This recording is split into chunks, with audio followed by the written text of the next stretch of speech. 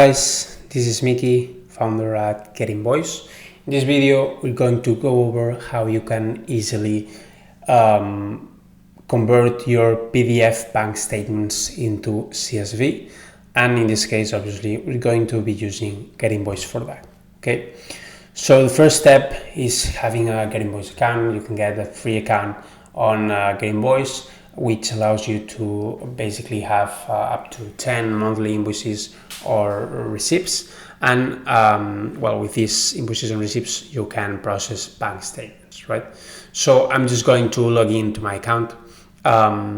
Here, the first step is to actually have some invoices, some receipts into your account, which they're going to be useful when we're processing statements, but you don't actually need them to convert PDF statements into CSV. Okay, they will be useful if what you want to do is to conciliate all these transactions from the statements into receipts and invoices automatically.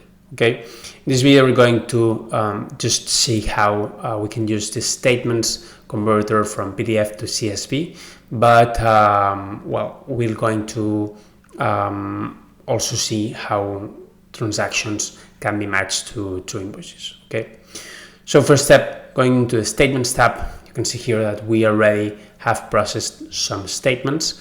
In this case, we're going to just download some of these ones that we had already processed, because we're going to reprocess them again. Okay, so these are not being downloaded, they're probably deleted, but I'm just going to try and download a PDF one, right? Like this one, right? So you can see these are the past statements that we had already uploaded. We automatically, from the statements, detect what's the bank of the statement, what's the period that it covers, and then you can see on this table all the transactions, the ones that are matched and the ones that are not matched. Then you can export this table as CSV, or basically download the original file or just delete it, right? So we're going to upload the new extract, the one that we just downloaded, and process it. This will basically first convert the PDF into a CSV, and with AI we're taking all the transactions from the PDF. Okay, later, if you have invoices, you have receipts in your account, as I said, you can actually find this status useful, because the ones that you actually have in your account will appear as matched, and the ones that you don't have, they will appear as unmatched, right? So obviously, if you don't have any receipt or any invoice in your GetInvoice account, all of them will appear as unmatched, right? This is the one that we just processed. You can see here we have 66 transactions on this statement. The statement covers from the 1st of March this year up until the end of the month. And from this statement, actually, we matched 23 transactions, and 43 of them were unmatched, right?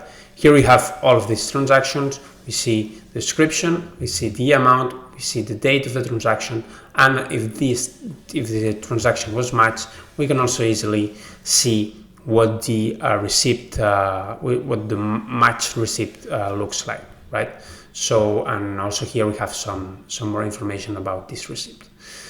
So actually what we do is convert all these PDF files into CSV, right? And also for the comparison, for the transaction with invoices comparison, we also convert all the currencies into the same currency, so they can be easily compared and they get actually matched, right? Because if we have on our bank, we do transactions in one currency, but then on the invoice they appear as from another currency, they would never get matched, but we do this automatically. In this case, we are just going over PDF to CSV, so I'm just going to export the CSV, right? It actually exported correctly, so here let's just import the statement to see how it looks like. So I'm going to upload it, and here we can see that how the statement looks, right? We have the status. In this case, we can just ignore this. We have the description, which is basically the line description that we had on the statement. We have the amount, we have the currency, we have the date, and in this case, if they were matched, we will also have these two columns, which are basically the file name of the invoice and then a share URL, which is a public URL we can use to share the invoice or the receipt, right? So for example, this is how it looks like. In this case, we don't care about this, so I'm just going to delete it. And we have our statement in CSV format, which I can easily share to whoever I want, right? And this is it. You can see that it's a very easy process. It works very well. We use AI to do this, so it's very, very accurate. And I basically encourage you to go to GetInvoice and get a free account and start testing this out. See you soon.